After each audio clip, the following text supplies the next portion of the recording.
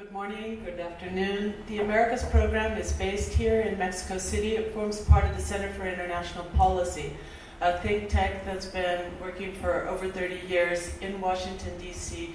to analyze U.S. foreign policy and the impact it has on other countries in particular, with a clear position in favor of demilitarization, mutual respect, and human rights.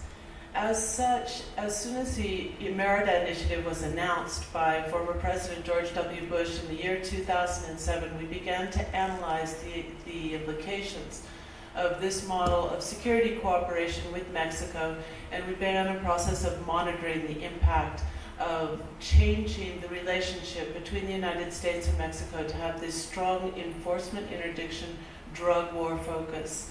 Since then, it's been with great chagrin and sorrow that we've seen that, in fact, this policy, which is fundamental to upholding the security policy and the drug war here in Mexico, has, in fact, claimed the lives of tens of thousands of Mexicans, as well as causing the tragedy of displaced persons, orphans, and an increasing number of disappeared people.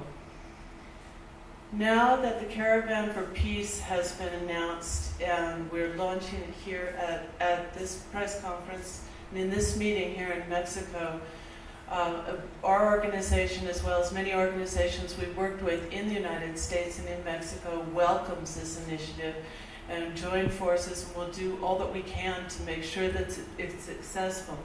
I think the major goals within this effort are to change the failed war on drugs model completely.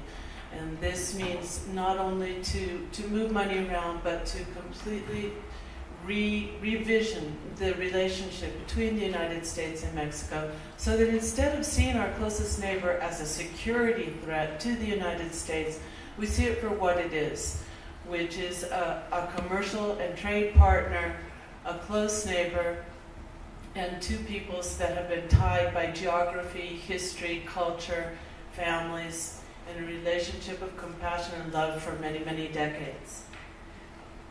We hope that with this effort, we can all come together. We've seen many already movements that had formerly had little contact between themselves come together in this effort.